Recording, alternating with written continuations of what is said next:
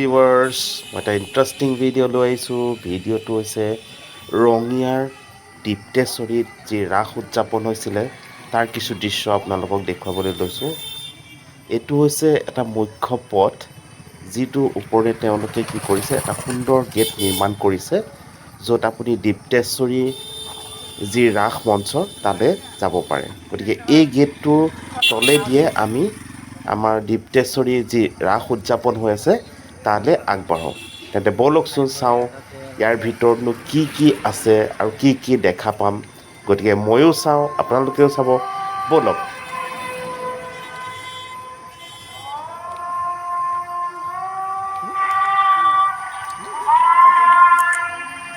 ইয়াৰ পৰা কিছু নিলগত আপোনাৰ আৰু এটা গেট আছে আৰু সেই গেটটোৰ তলেদি আপোনাৰ যি দীপ্তেশ্বৰীৰ যি ৰাস উদযাপন হৈ আছে তাত আমি সোমাই পৰিম তে আমি ব'লকচোন যাত্ৰা আৰম্ভ কৰোঁ ইয়াৰ পৰা কিছু দূৰ গৈয়ে আমি অন্য এটা প্ৰৱেশদ্বাৰ মানে অন্য এটা গেট আমি পাম আৰু সেই গেটটোৰ মাধ্যমেৰে আমি দীপ্তেশ্বৰী যি ৰাস উদযাপন হৈ আছে সেই ফিল্ডখন যাব পাৰিম ব'লকচোন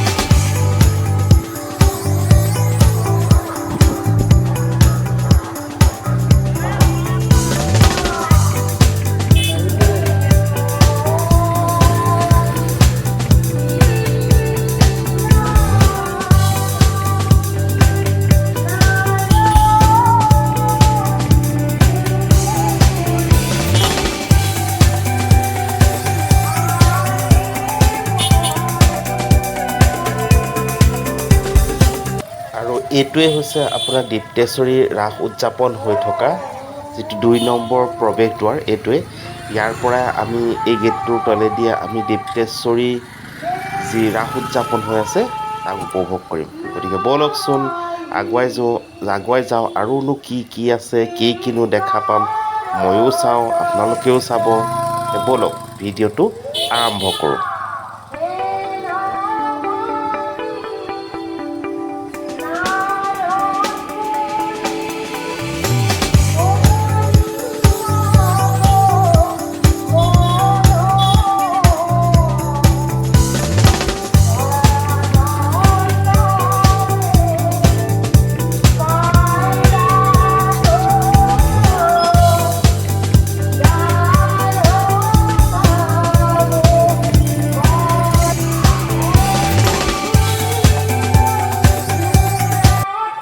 সোমাই আমি দেখা পাইছোঁ ৰাইট চাইডে আপোনাৰ পুখুৰীটোত এটা ঘৰিয়াল আৰু যি আপোনাৰ কালীয় দমনৰ যি দৃশ্য শ্ৰীকৃষ্ণৰ সৰ্পৰ লগত যি যুদ্ধ তাৰ এক দৃশ্য ইয়াত দৃশ্যমান হৈছে যিটো কালীয় দমন বুলি কয় গতিকে যথেষ্ট সুন্দৰ লগা এক পৰিৱেশ গঢ়ি তুলিছে তেওঁলোকে গতিকে ভাল লাগিছে বহুত এইটো পুখুৰীত দেখিছেনে এটা কালীয় দমনৰ নৃত্য আৰু এটা প্ৰকাণ্ড সৰ্প ইয়াত তেওঁলোকে কি কৰিছে দৃশ্যমান কৰিছে গতিকে যথেষ্ট ভাল লাগিছে এইটো দেখিছেনে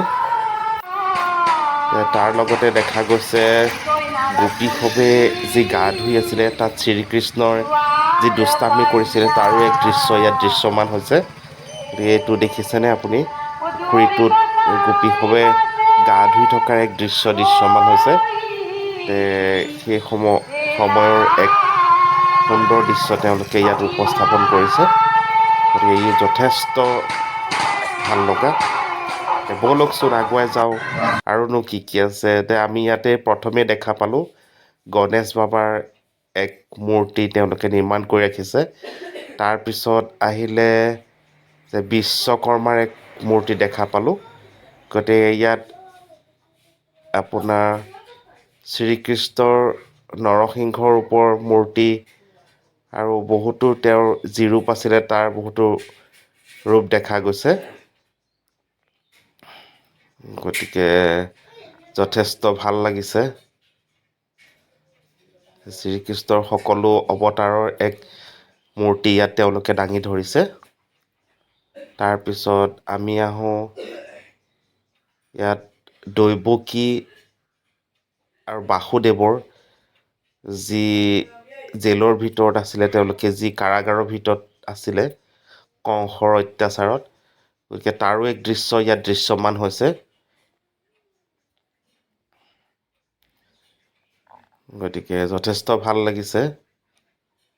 তাৰপিছত আমি আগুৱাই যাওঁ। ইয়াত আপোনাৰ বাসুদেৱে কেনেকৈ কৃষ্ণক নদীৰ মাজেৰে পাৰ কৰি নিছিলে, তাত আপোনাৰ সৰ্পই কেনেধৰণে বচাইছিলে তাৰো এক দৃশ্য ইয়াত দৃশ্যমান হৈছে। যেনে পুতনাৰ এক দৃশ্য ইয়াত দেখা গৈছে। কৃষ্ণৰ লগত যি যুঁজ হৈছিলে, পুতনাৰ যি দধি মন্থন কৰোঁতে কৃষ্ণই তাৰ এক দৃশ্যমান হৈছে। গতিকে যথেষ্ট ভাল লাগিছে। তাৰপিছত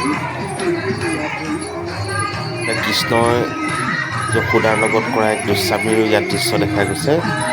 যে কৃষ্ণক ওৱলত যিটো বান্ধি থৈছিলে, ওৱলত ডাঙৰ প্ৰকাণ্ড যিটো শিলত বান্ধি থোৱা আছিলে, তাৰো এক দৃশ্য ইয়াত দৃশ্যমান হৈছে। তাৰপিছত আমি দেখিছেনে এই দধি সখীবৃন্দৰ সৈতে দধি চুৰ কৰা তাৰ এক দৃশ্য ইয়াত দেখা গৈছে। যিটো দধি মন্থন আছিলে, দধি চুৰ কৰিছিলে সখীবৃন্দৰ সৈতে। আৰু কৃষ্ণ আৰু ৰাধাই ঝুলনাত ঝুলি থকা এক দৃশ্য ইয়াত দৃশ্যমান হৈছে। দেখিছেনে? যথেষ্ট ভাল লাগে। তাৰপিছত এই গৌড পক্ষীৰ লগত যিটো যুদ্ধ হৈছিলে তেওঁৰ, সেই যুদ্ধটোৰ এক দৃশ্য ইয়াত দৃশ্যমান হৈছে। তাৰপিছত বৃন্দাবনত ৰাসক্ৰিয়াৰো এক দৃশ্য ইয়াত দেখা গৈছে। যথেষ্ট ভাল লাগিছে। দেখিছেনে যে গোপীসৱৰ সৈতে বৃন্দাবনত কেনেধৰণে লীলা কৰিছিলে, তাৰো এক দৃশ্য ইয়াত দৃশ্যমান হৈছে। গতিকে যথেষ্ট ভাল লাগে। আপোনালোকেও আহক, চাওক। ময়ো আহিছোঁ। গতিকে দেখিছেনে চুকত আপোনাৰ কি দিছে, শিৱৰ, তাৰপিছত ব্ৰহ্মা আৰু বিষ্ণুৰ যি ৰূপ মূৰ্তিৰ মাধ্যমেৰে তেওঁলোকে ইয়াত প্ৰকাশ কৰিছে। আৰু ভিতৰৰ ভাগত দেখিছেনে কি সুন্দৰভাৱে তেওঁলোকে ইয়াত মূৰ্তি যি প্ৰদৰ্শন, কৃষ্ণ ৰাধাৰ যি প্ৰদৰ্শন, তাক দাঙি ধৰিছে। গতিকে যথেষ্ট ভাল লাগিছে। গতিকে আপোনালোকেও আহক, ময়ো আহিছোঁ।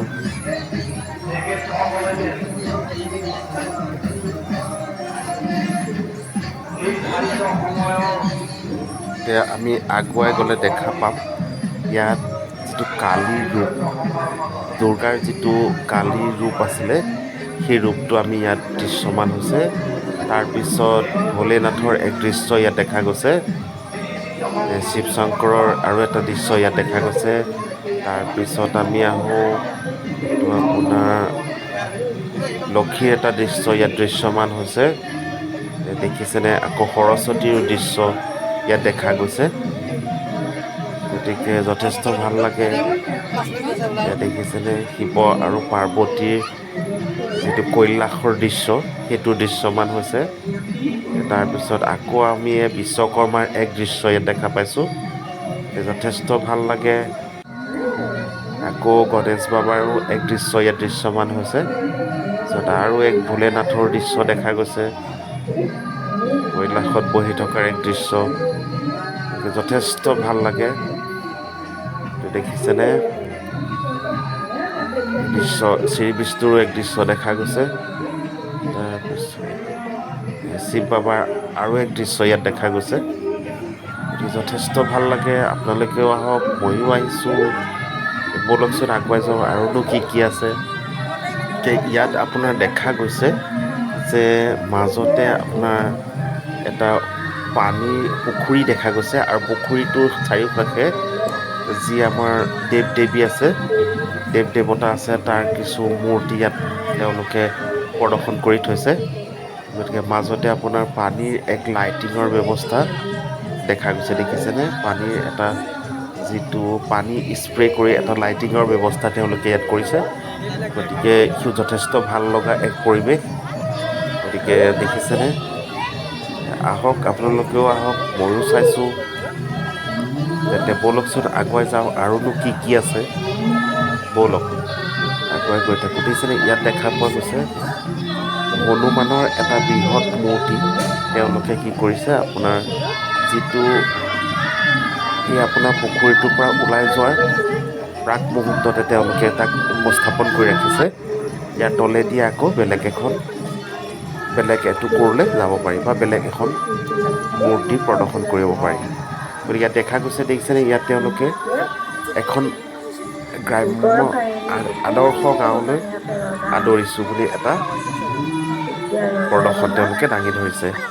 ইয়াত দেখা গৈছে এখন গাঁৱৰ আপোনাৰ যিটো গ্ৰাম্যাঞ্চলত সহজতে ঘটি থকা যিবিলাক আমাৰ কাম কাজ, ধান মৰাৰ এক দৃশ্য, তাৰপিছত আইতাই নাতিনীয়েক সকলক উমলাই থকাৰ দৃশ্য, তাৰপিছত পিছফালে দেখা গৈছে শিপিনীয়ে শাল বৈ থকাৰ দৃশ্য। গতিকে আকৌ ছাইডত দেখা গৈছে তুলসীৰ তলত বন্তি জ্বলোৱাৰ এক দৃশ্য। গতিকে গ্ৰাম্যাঞ্চলৰ এটা সুন্দৰ জীৱন যাপনৰ এক দৃশ্য তেওঁলোকে মূৰ্তিৰ মাধ্যমেৰে দাঙি ধৰিছে। ইও এক লেখত ল'বলগীয়া তেওঁলোকৰ পদক্ষেপ। ইয়াত আপোনালোকে দেখিছে যে ছাইডত আইতাই যি ল'ৰা ছোৱালীসকলক যি উমলাই আছে সেই তাৰে সাধু কথা কৈ থকাৰ, ইয়াত এই সাধু কথা আইতাই যে কৈ আছে তাৰে শব্দ আমি শুনা পাইছোঁ যে আইতাই কিবা এটা নাতিনীয়েকসকলক উমলাই থকাৰ যি সাধু কথা কৈ থকাৰ যি কথোপকথন সেইটো শুনা গৈছে। আপোনালোকে শুনিছেনে? সেইটোৱেই।